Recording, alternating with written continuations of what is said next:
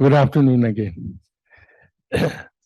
So, members of ATREE, some of my old friends from Azim Premji University days, and all of you who have been hearing me from the morning. Today's talk is on how Gandhi leads us to think about the close connection between the science of ecological sustainability and direct deep democracy.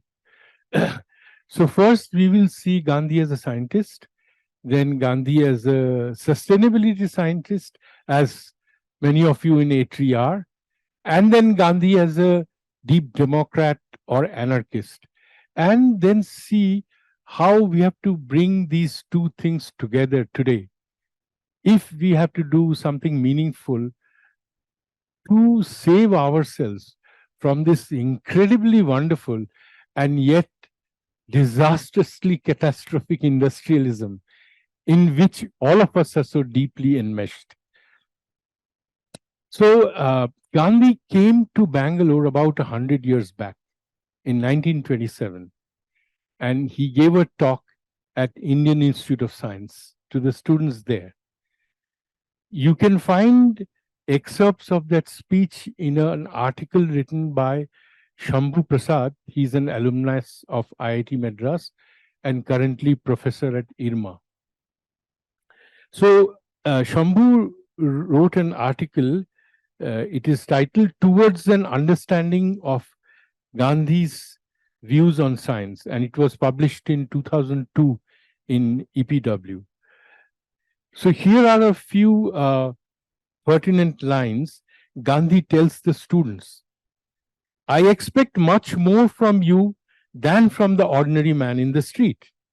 Unless all the discoveries that you make have the welfare of the poor as the end in view, all your workshops will be really no better than Satan's workshops." So this gels with Gandhi's core ideas of Antodaya, or working for the most vulnerable person, and Gram Swaraj, for improving the plight of villages in general. But not only does Gandhi want scientists to work for such an aim, in this lecture, Gandhi wants modern scientists to take villages into confidence, explain to them what and why they are doing, and why they, the scientists, should be supported by the villages. Shambhu points out that as early as 1921, Gandhi, in a speech to Ayurvedic doctors, says, "I have nothing but praise for the zeal, industry, and sacrifice that have animated the modern scientists in their pursuit after truth. I regret to have to record my opinion based on considerable experience that our Hakims and Veds do not exhibit that spirit in any mentionable degree." So he's praising modern scientists and giving gali to the Hakims and Veds.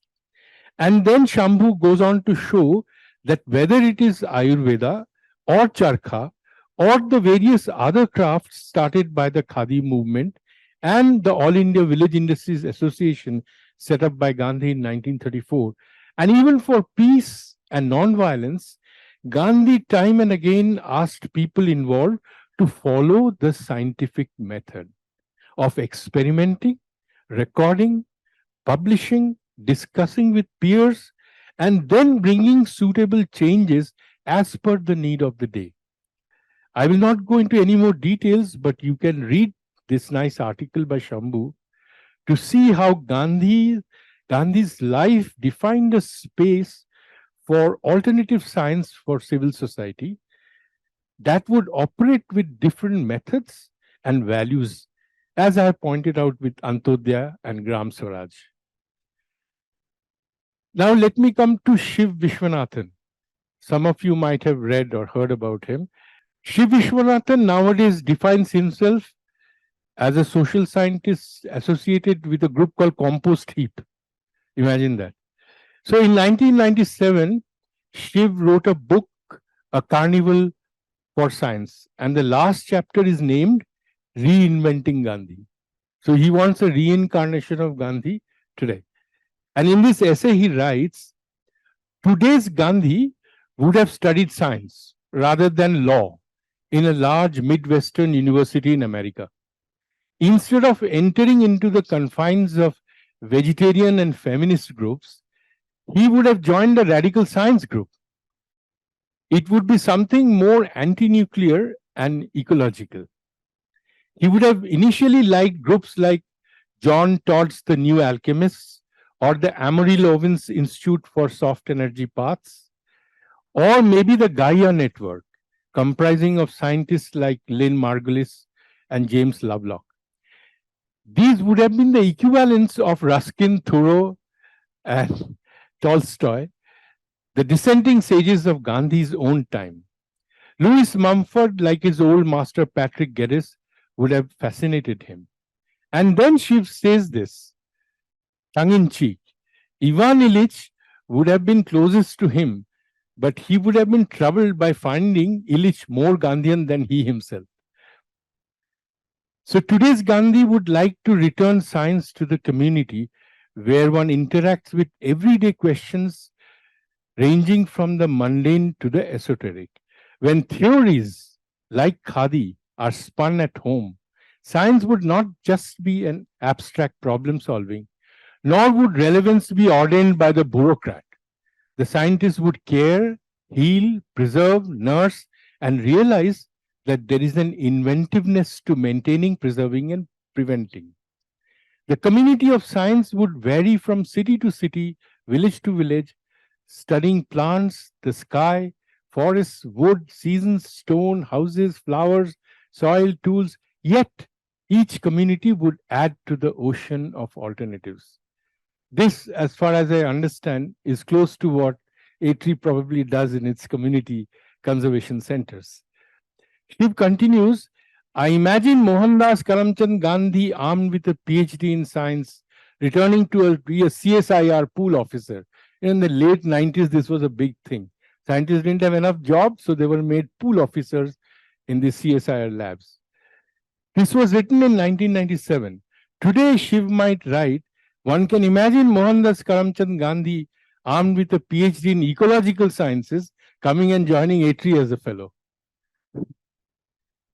In this paper, Shiv goes on to argue that today's Gandhi would have rewritten Hind Swaraj to not only include a critique of science apart from law and medicine, which he did in Hind Swaraj, but also a reformulation of science.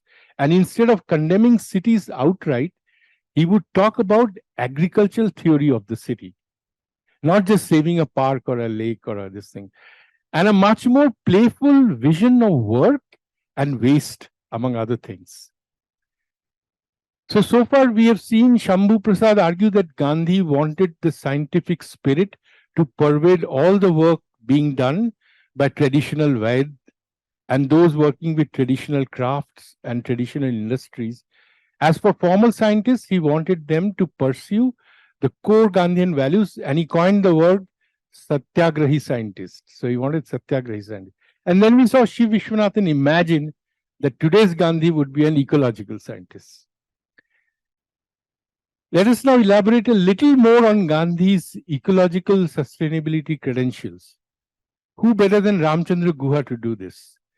In his Parisar annual lecture in 1993, Guha writes, in Harijan of August 1935, Gandhi described approvingly and in great detail the methods developed by Howard and his associates to convert a mixture of cow dung, farm waste, wood ash, and urine into invaluable fertilizer. Then Guha adds, Gandhi's associate Kumarappa could be said to have begun the task of building an ecological program on Gandhian lines. Some of Kumarappa's key concerns were soil maintenance and fertility, water conservation, recycling, village forest rights, biomass budget, etc. Guha ends his essays by saying, all of this without exception, whether living in the city, the country, or the wild, can try and simplify our lifestyle to the extent compatible with individual circumstances And one of you participant was mentioning quite a lot about how we start at the individual level, taking our lead from a man who in his own life made remarkably few demands on the earth. And so it is that the environmental movement must perennially return to Mahatma Gandhi, while at the same time going beyond him. So we have to go beyond him today. And in our course, we'll keep on giving you examples of going beyond Gandhi. Here's a similar way of looking at Gandhi and ecology written by Vinay Lal in the year 2000. Describing Gandhi, he says, "This is one life in which every minute act, emotion, or thought was not without its place. The brevity of Gandhi's enormous writings, his small meals of nuts and fruits, his morning ablutions and everyday bodily practices, his periodic observances of silence, his morning walks, his cultivation of the small as much as of the big, his abhorrence of waste, his resort to fasting, all these point to the manner in which the symphony was orchestrated. Though the moralists, non-violent activists, feminists, journalists, social reformers, trade union leaders, peasants, prohibitionists, nature cure lovers, nudists, critics of Western medicine, renouncers, and scores of others will all find in Gandhi something to sustain them in their aspirations and objectives, Gandhi will remain elusive unless the deeply ecological foundations of his life are recognized. So again, to summarize this bit, we saw Ramchandra Guha talking of Gandhi's and his associate Kumarappa's interest in all things ecological, and Vinay Lal talk about the deeply ecological foundations of Gandhi's life. Some of you might remember Arundhati Roy creating a huge halla in 2014 by writing an essay called The Doctor and the Saint as an introduction to Ambedkar's annihilation of the caste. There was a lot of controversy on Roy's devastating demolition of Gandhi based on his racist statements regarding black natives when he was in South Africa, on his silence regarding indentured Indian laborers in South Africa, and on the caste issues and dealings with Ambedkar throughout his life.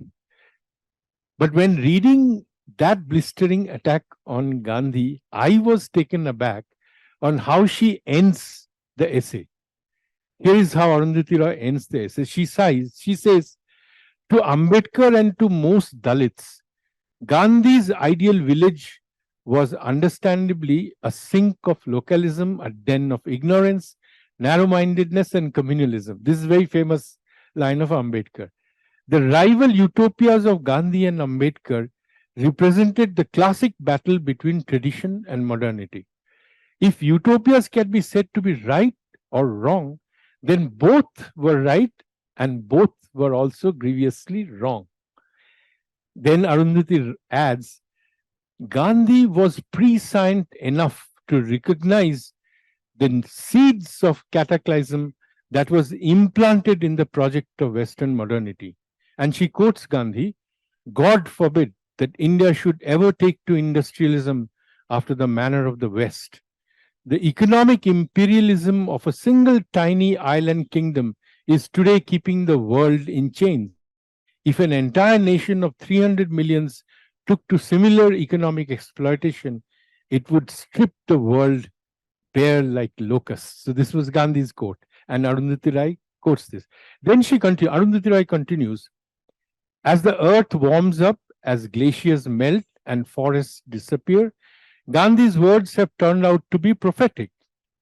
But his horror of modern civilization led him to eulogize a mythical Indian past that was, in his telling, just and beautiful. Ambedkar, on his part, was painfully aware of the iniquity of that past. But in his urgency to move away from it, he failed to recognize the catastrophic dangers of Western modernity.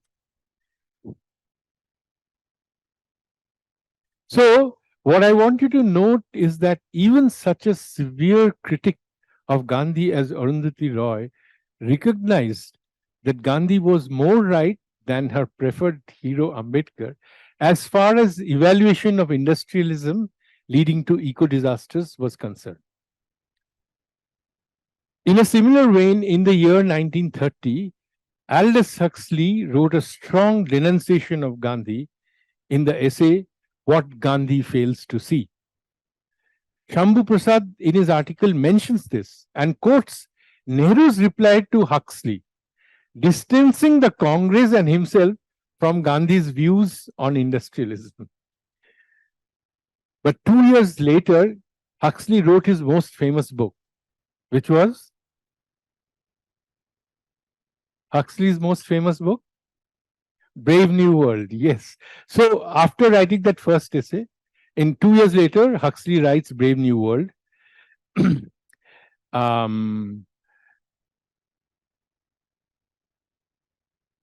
Yeah. But by 1937, right? 1930, he criticizes Gandhi. 32, he writes Brave New World. But by 37, when Gandhi wrote a book of essays called Ends and Means, he had probably reversed his view of Gandhi. From this satirical conversation in his book Ape and Essence, written in 1948, it can be said that Huxley had become a Gandhian. So the conversation is like this. Two people are talking. Do you think Gandhi was interested in arts? Gandhi? No, of course not. I think you're right. Neither in arts nor in science. And that's why we killed him. We? Yes. We, the intelligent, the active, the forward-looking, the believers in order and perfection. Whereas Gandhi was a reactionary who believed only in people, squalid little individuals governing themselves village by village and worshipping the Brahman, who is also the Atman. It was intolerable. No wonder we bumped him off. So the squalid little individuals governing themselves village by village, we will come to this many times in this course in the next 3 days. And it will also come in the second part of this talk. And so it is worth quoting from the Gandhian Aldous Huxley's last and utopian novel, The Island, written in 1962.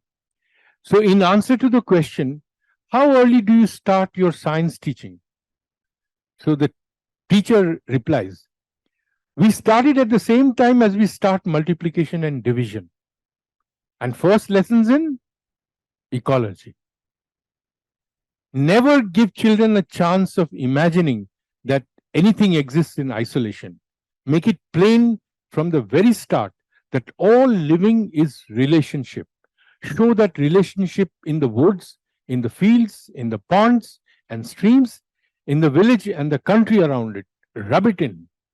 And let me add that we always teach the science of relationship in conjunction with the ethics of relationship. Balance, give and take, no excesses. It's the rule in nature, and it ought to be the rule among people. So ATREE in its first year, I think, is already teaching ethics in the first semester along with ecology.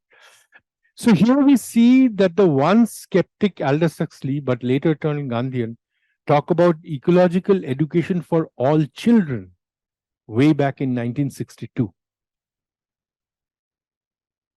So here is a reasonable one-line distillation of Gandhi's definition of industrialism. By the way, Gandhi mostly used the word modern civilization. So industrialism is massive and continuous material growth without limits by mindlessly extracting from nature through harnessing of mega technologies spearheaded by modern nation states formed through competitive electoral democracy. So you can see what we are going to speak against in the next 3 days. This, one might say, is an elaboration of one of most quoted quotes of Gandhi, that there is sufficiency in the world for man's needs, but not for man's greeds. It is now clear to most people that material growth without limits by extracting more and more, faster and faster from nature cannot be ecological and will obviously disbalance nature to make human life more and more difficult, except to some people like the Trumpites. This massive growth is possible only because of our absolutely amazing mega technologies and this highly complex industrial endeavor requiring simultaneous changes in socio-cultural sphere, economic sphere, and the value spheres requires massive coordination, and hence arose the modern nation state. And how will it be decided who will run this nation state to do the coordination? The best way to decide: competitive electoral democracy. But since, as we saw in the morning, industrialism is collapsing, what will happen to nation states? Many of you are still thinking that ultimately there is some good in it, so let us work with it. The United Nations today has 193 members. And what will happen to this electoral democracy of nation state? So now we will get into the second part of my talk on deep democracy. Let me ask, how many of you know about a Gandhian constitution? None. You didn't know that there's a Gandhian constitution. So obviously no one has read it, but it is in the internet and I'll give you the link. So it was written in just before our Constituent Assembly started sitting in 1945. No, 46. 46. So the Gandhian Constitution was written just before our Constituent Assembly started sitting. So we shall come to this Constitution soon, but let me show what is Gandhi's attitude towards political structures, the state, and to the very important question of power. Gandhi writes in 1931, "To me, political power is not an end, but one of the means of enabling people to better their condition in every department of life. Political power means capacity to regulate national life through national representatives." Then he says, but if national life becomes so perfect as to become self-regulated, no representation is necessary. Then there is a state of enlightened anarchy. In such a state, everyone is his own ruler. He rules himself in such a manner that he is never a hindrance to his neighbor. In this ideal, therefore, there is no political power because there is no state. But the ideal is never fully realized in life. Hence, the classic statement of Thoreau that that government is best which governs the least. This indicates that Gandhi is fully aware that greed of power is as dangerous as greed for wealth and has to be curtailed. In that sense, he is philosophically an anarchist. And secondly, he is no lover of powerful nation states and big governments by representatives and elections. So, what is Gandhi's alternative? So, let me say a few words about the Gandhian constitution. So, according to us, the Gandhian view would be our current constitution is basically an instrument to make a strong national government, which will nurture, protect, and promote industrial civilization. Perfectly laudable constitutional exercise in the 1940s. But Gandhi was opposed to industrial civilization. Therefore, the Gandhian constitution, written by this Gandhian economist called Shriman Narayan Agarwal in 1945-46 in consultation with Gandhi, was trying to do exactly the opposite of what our constitution set out to do, and did it reasonably successfully, one can say. So I will give a few examples from the Gandhi Constitution to show how it is the opposite of our Constitution. And the point to note is that Shriman Narayan Agarwal wrote the Gandhian Constitution before the Constitution Assembly started sitting in 1946. So Agarwal called this a non-violent constitution. He also said that this is possible only through the three types of decentralization. Political, of course, but also economic and technological, which are inextricably linked and have to happen simultaneously. Therefore, the search for a new economy of friendship, which today we call solidarity economics, and we are going to talk about it in the next few days, and eco-friendly appropriate technologies.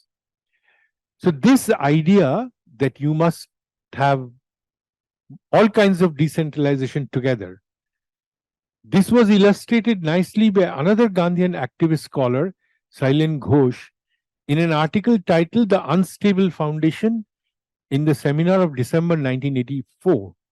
He writes, no scope was provided for participatory governance on the basis of consensus at assemblies of villages as Mahatma Gandhi had wanted. To him, this system of participatory governance was the very bedrock of democracy. Yet, this was disregarded by the founding fathers of the Constitution. Now, this disregard was not accidental. Participatory form of democracy needed production technologies which were amenable to local decision making. A leadership which had decided that the basic inputs of agriculture would be chemical fertilizers, pesticides, electricity generated by large power stations, and water from irrigation canals, many of which were connected to massive dams, knew that these were beyond the purview of locals. To it, participatory democracy was meaningless. Contrarily, a leadership which seeks to tap more and hence enrich the local underground water reservoirs by local forestry and relies on biofertilizers and biological pest control methods and electricity from locally produced solar and solar related forms of energy would find an urgent necessity for such grassroots organs of democracy. In Mahatma's time, solar electricity from solar pond was unknown, since he intuitively felt that all inputs would be available in sufficient measure from local ecological resources and was very much in favor of organic farming, as we saw before. He attached the greatest importance to participatory democracy. So let me repeat this line. Participatory form of democracy needed production technologies which are amenable to local decision making. So political and technological decentralization have to go together. To emphasize this point here is what Schumacher said in 1993, taking his cue from Gandhi and Kumarappa in his classic book Small is Beautiful, a study of economics as if people mattered. He says the technology of production by the masses would make use of the best modern knowledge and experience, is conducive to decentralization, compatible with the laws of ecology, gentle in its use of scarce resources, and designed to serve the human person instead of making them servant of the machine. So Schumacher is also twinning decentralization with ecology. Now, while Shriman Narayan Agarwal is busy finishing the Gandhian Constitution, this is how in August 1946, Gandhi elaborates his vision. Independence must begin at the bottom. Thus, every village will be a republic or panchayat having full powers. It follows, therefore, that every village has to be self-sustained and capable of managing its affairs. This does not exclude dependence on and willing help from neighbors or from the world, but it will be a free and voluntary play of mutual forces. Such a society is necessarily highly cultured, in which every man and woman knows what he or she wants, and what is more, knows what no one should want anything that others cannot have with equal labor. So here Gandhi is talking about economic decentralization. Frugal living, limits to materials, basically largely self-sufficient villages, or Swadeshi, or what is today called localization. So Gandhi continues, in this structure composed of innumerable villages, there will be ever widening, never ascending circles. Life will not be a pyramid with the apex sustained by the bottom, but it will be an oceanic circle whose center will be the individual, always ready to perish for the village, the latter ready to perish for the circle of villages, till at last the whole becomes life composed of individuals never aggressive in their arrogance, but ever humble, sharing the majesty of the oceanic circle of which they are an integral unit. So it's a very different picture of what the world should look like. And the oceanic circle kind of covers that idea. Now let us come to the Gandhian Constitution. It has two equal parts. So first part is just a kind of preface or introduction with a historical and worldwide survey of democracy and democratic debates and thoughts, and ending with Gandhi's dream of ideal village civilization, which will consist of simple and happy life, physical labor for all, economic equality, decentralization, mechanical simplicity, and technological decentralization. Then Shriman Agarwal writes the actual constitution, which is part 2. I will point out to only 3 fundamental differences between the Indian constitution today and the Gandhian constitution. First, the various tiers, right? In our Indian constitution, first comes the central government, then the state government, then we have the 3 tiers and so on. Now, the central government in part 5 of the constitution has 100 articles. Note that, 100 articles, right? The central government. Next are the state governments in part 6, 85 articles. Right? Then the union territories in part 8 with 8 articles. And then center-state relationship in part 11 with 19 articles. So that is almost half the constitution. 212 out of 450 articles are the central government, state governments, and the union territories and the relationship. Most of it is about legislative assemblies and the judiciary. It is worth remembering that the creation of village and urban local governments was discussed in the Constituent Assembly and was rejected. It was placed in part 4, the directive principles. Here the logic of industrial civilization is very clear, as I have been saying. Village and city governments are not only unnecessary, but may cause hindrance for those who want to speed up industrial civilization. Big factories, massive mines, huge power plants, gigantic dams, massive highways, railways, airplanes, ships, IITs. What can be the role of village governments in all this? We know that it was only in 1992-93, after almost 42 years, that panchayats, 16 articles only in part 9, and nagarpalikas, 18 articles in part 9A, were included in the constitution through the 73rd and 74th amendment. So it has come much later, right? In the original vision, they were thrown out.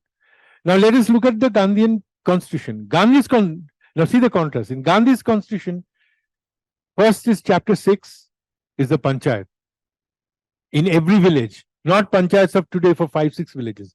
Panchayat in every village and its composition and functions. 25 articles. Then chapter 7, block and zilla panchayat and nagarpalika. 19 articles. Then chapter 8, state government. 20 articles. And finally, chapter 9, central government. 21 articles. So note the following: village comes first, central government last. And look at the number of articles, right? There it was 100, 85, And then finally, when Panchayat Nagarpalika came, 15 articles. Here, all the 4 tiers are almost same number of articles. So you can see that this is very natural when Gandhian constitution is written. For him, the whole idea of civilization is completely different. Yeah. Now let's come to the second point, elections. So in today's constitution, it's in part 15 with 7 articles. So we have to vote. If we are in the village, we have to vote at least 5 times, 5 different representatives. And if you're a town, you have to vote at least 3 times, 3 different kind of representatives. So democracy has become vote, vote, vote, vote, vote, vote all the time. Along with its myriad forms of corruption and violence. And we see that this is the main topic of discussion and obsession of the common people as well as the media. People's political participation has now become a pointless game in this mad circus. And the tenure of representatives is 5 years. Now, Gandhi's constitution. Elections are in chapter 11 with 9 articles. Common citizens will vote only once to elect their Gram Panchayat or Nagarpalika representative. In the remaining 4 levels, there will be indirect elections. The village level Panchayat representatives will elect block level representatives from among themselves. Right?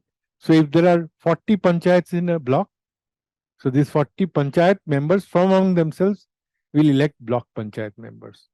Similarly, the block Panchayat members from among themselves will elect the Zilla Panchayat members. Zilla Panchayat will elect the state MLAs, and the MLAs will elect from themselves the MPs. So each level will elect someone from among themselves as president. There is no place for godlike leader. Tenure of representatives 3 years, and there is provision for removal during the 3-year term.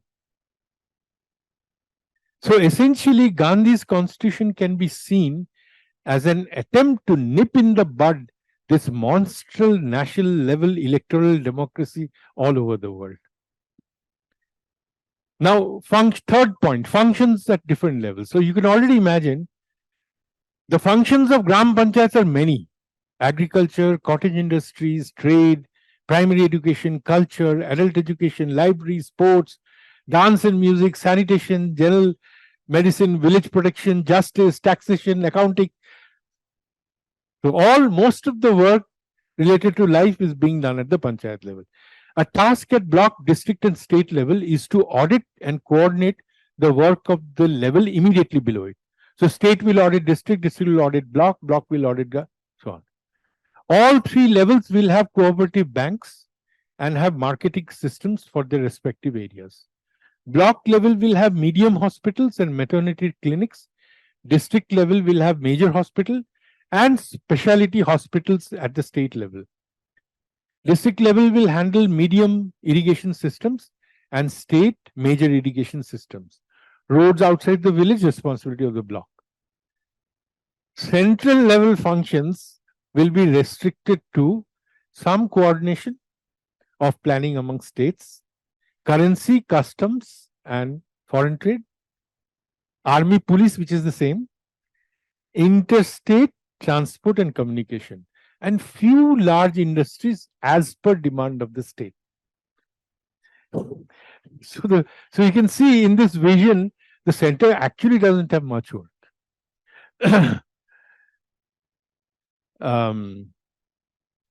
Note that the central level work is very less. Also, state level is very less.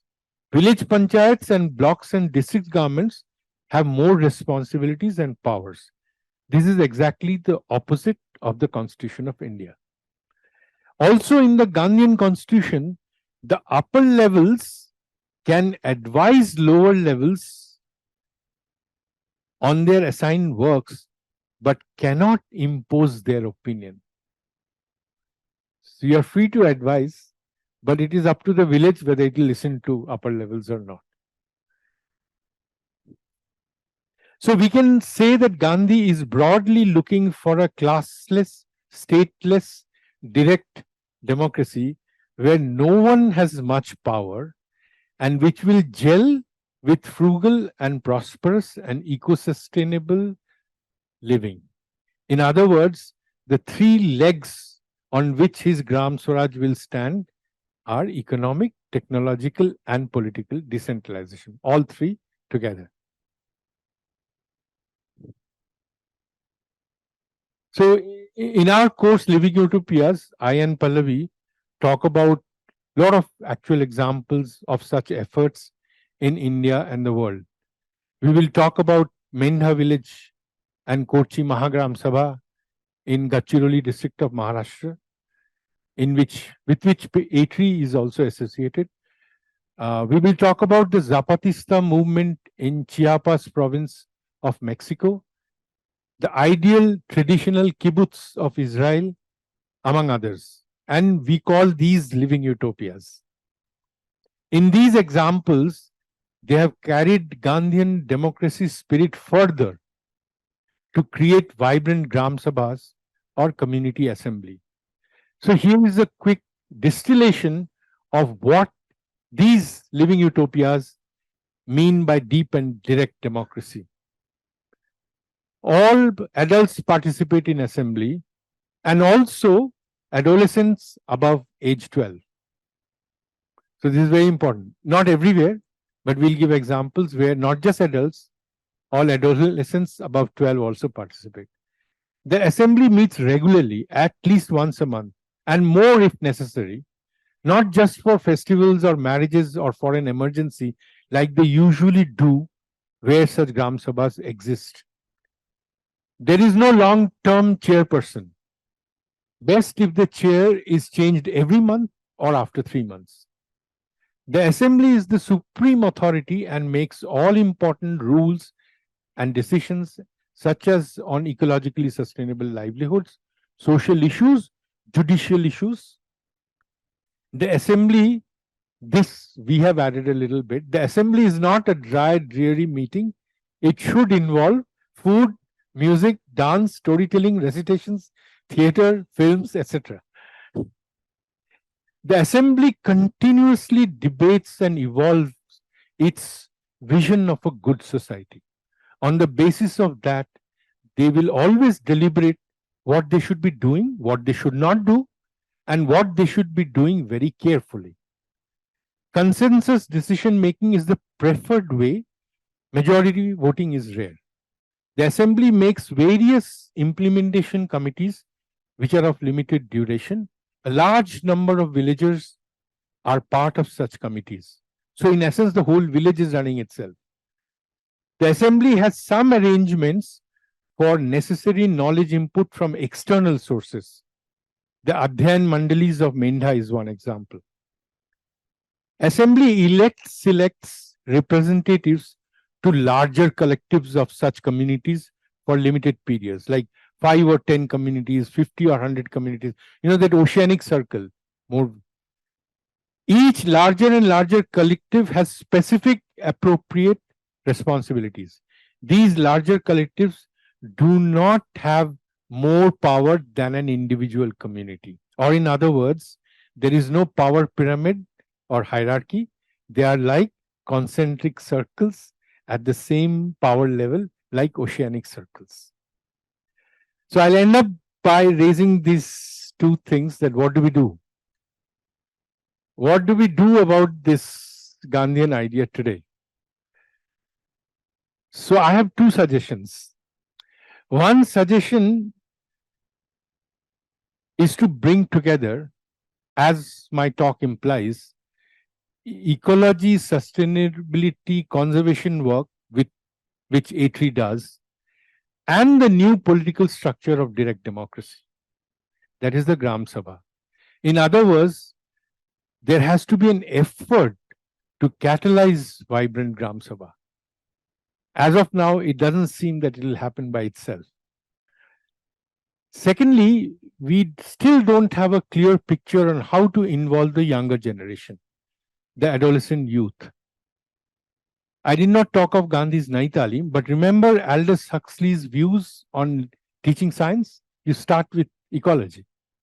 So ecological education through hands-on activities, which is of direct use to youths, their families and their villages, that is something which many people should try wherever they are working in the villages. And it goes without saying that here also one has to simultaneously catalyze vibrant Gram Sabhas, where these youths participate and present their work to energize the Gram Sabhas. So I'll end with these words of the incredible Gandhian Ela Bhatt of Seva, Self-Employed Women's Association, who thought to combine the three decentralizations through what she called 100-mile communities. I'm not alone in this world. You are bound to me and I am to you. I am also bound to the people in my community, and we are linked to each neighboring community. Together we form the world, like oceanic circles or the rooting branches of the great banyan tree. We are all bound to each other and to the land. Therefore, the sweetness you pour into our relationship will nourish my life, just as the bitterness I spill will harm your life. We are under one sky. We breathe a common air. We draw water from a common ground. We eat the produce of the same earth that sustains you and me. We are all the children of Mother Earth. This give and take ties us together in a net of mutuality. This is called Anubandh. So let us acknowledge this bond between us.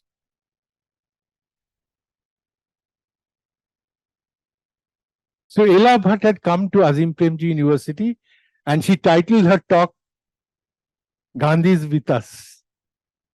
Are we with him? And this is an appropriate cartoon we found of Vijayan, which we have put together. Thank you.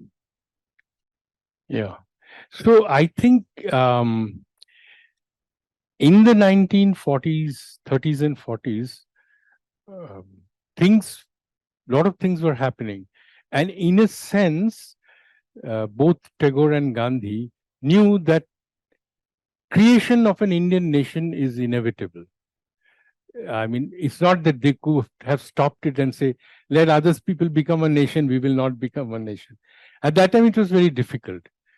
Tagore, of course, started lecturing and writing very powerfully from 1920s on the idea of what kind of nation. A nation which is, at that time in 1920s when Tagore started lecturing, all over the world, nation states were basically like, completely aggressive entities. Each one must become the best in the world and fight with others and so on and so forth.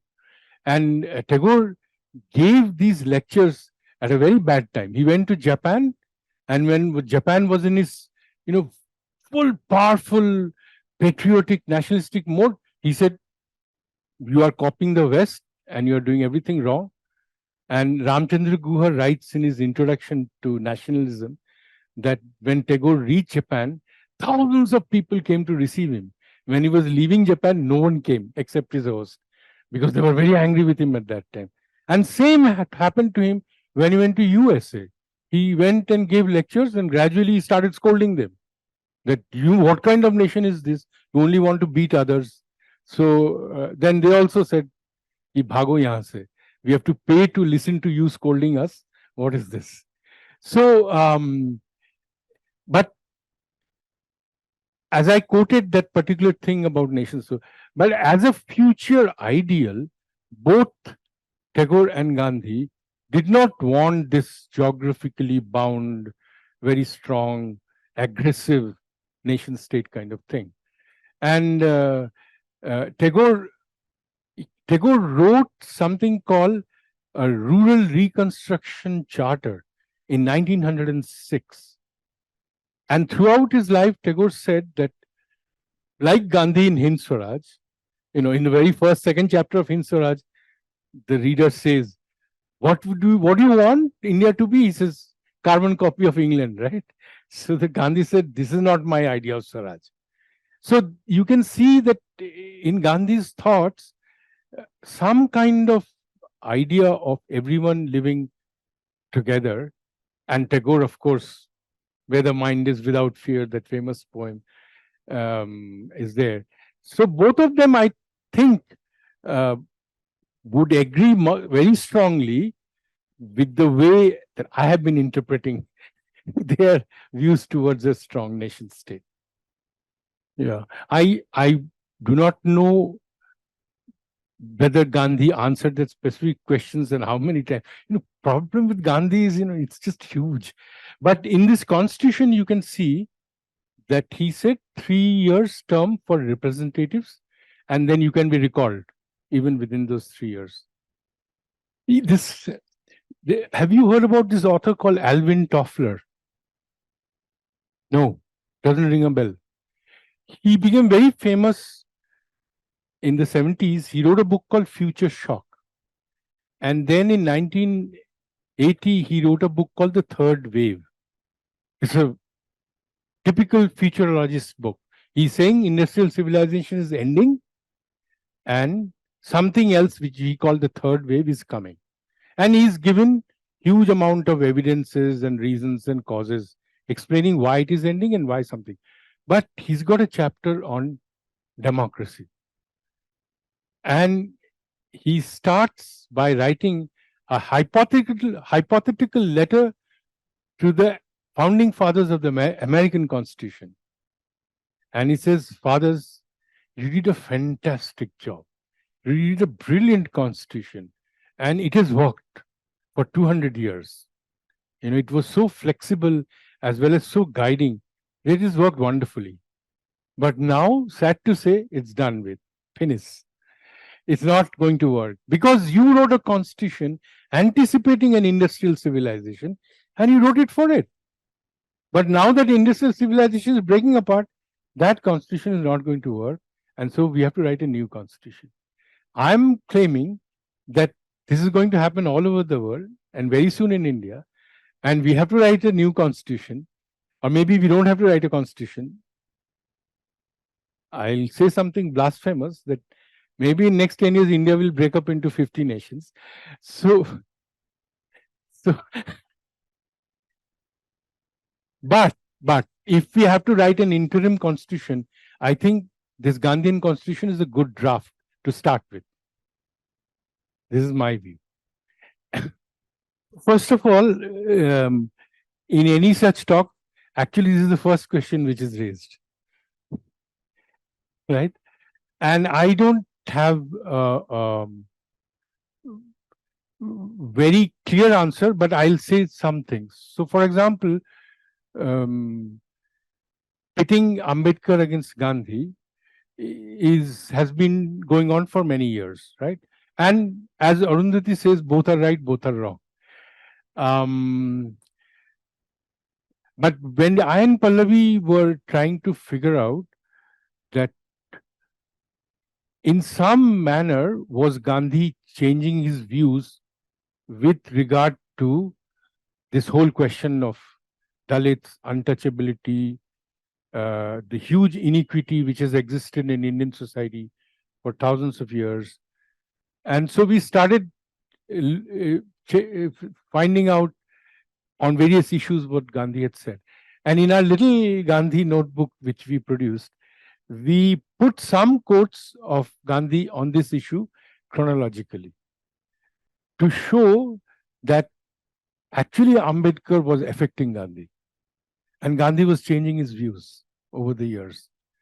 And then we found that there is a person in Karnataka called D.R. Nagaraj, who's written quite scholarly articles and books on how Gandhi and Ambedkar were affecting and changing each other's views.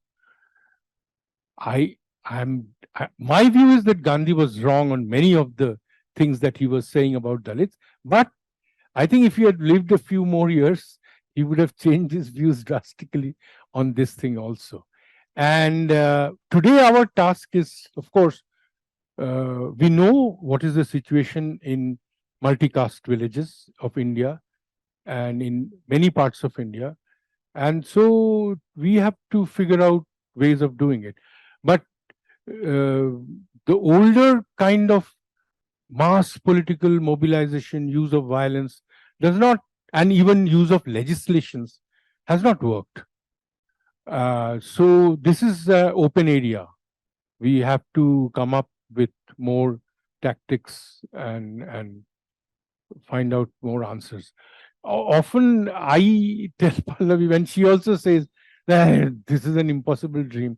So I started looking at census data, and I found that there are 70,000 fifth schedule villages in India, which will possibly be Adivasi full or Adivasi majority. I said, at least start with those, no? Then we'll see. We will start learning, and then we will see into the more difficult areas. Yeah, not a very good answer, but it requires a deeper probing. Yeah, Priyan. When you keep on using the word left, are you meaning politically left also? No. Okay. So there are, in India, there are very strong critiques of Gandhi from the left, very meticulous also. And one of them is from his own state, Priya.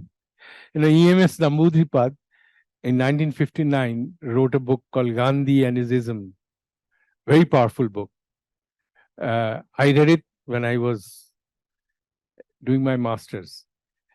Now, in 1997, when Kerala People's Planning started, something like that, when a lot of decentralization effort, I started following it. I went to Kerala, in fact, to see it. And I started talking to a lot of people in Kerala. And then I started reading EMS Namboodiripad, who was the head of CPM for many years in India. I started following his role. See, there was a committee formed when, after emergency, when the Janta government came to power, they wanted to carry out this political decentralization a little bit more. So they formed a committee. What is it called? Some Mehta committee. Anyway, so Namboodiripad was the member, the 5-membered committee. And when the report was being made, EMS refused to sign that report. Namboodiripad was known as EMS everywhere, right? EMS. He said, why? He said, because you are saying that panchayat is going to be local self-government. If it's a government, it should have regulatory powers. Means it should be able to say, we don't want this, or we want this. But you haven't given that power to the panchayat. Other members did not agree with him. So he said, I will write my dissenting report. And he wrote a dissenting report that if you want to have local self-government, then you must give it regulatory powers. Now, in mid-90s, Kerala started this massive people's planning process led by EMS. Now, by talking to many, and Priyan probably has a different view, but I spoke to many people and they said that this was not liked at all by the majority of CPM in Kerala. They, in the communist philosophy right from the beginning, they have believed in democratic centralism, right? So the bosses know the best, everyone has to follow them. And this guy is saying, give powers to the panchayat. Not only powers, give them money and let them do their own planning. So they were very upset, the CPM members. But at that time, no one had the courage to go and tell EMS that we don't agree with you, within the CPM at least, openly. So they had to, and I started thinking that trying to create this, vibrant Gram Panchayat, decentralized, give them decent amount of money, ask people to make their own plan. This is Gandhian. This is not left politics. This is not, standard left politics. This is Gandhian. So then I started asking, hey, did EMS change his views towards Gandhi towards the end of his life? So I've asked quite a few people in Kerala. They no, we haven't read anything, but maybe it did. So that's a slightly humorous way of saying this. Yes, but Gandhi had very fundamental differences around violence, around using of tactics, and all these things with the communists. But he also claimed many years back, I am a true socialist because I'll take all the wealth from the rich people and everyone will have equal amount of wealth in the village. All work will have equal pay and everyone will have, no one can be rich. Yeah. Yeah. But again, in the next few days, we'll be talking of examples where they make a rule.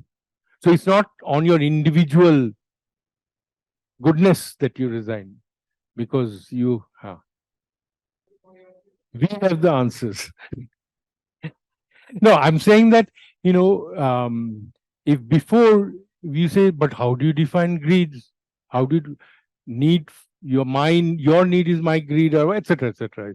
But now, in this class in the morning, we spoke about certain measures, right? Now you can measure the carrying capacity, as you are saying.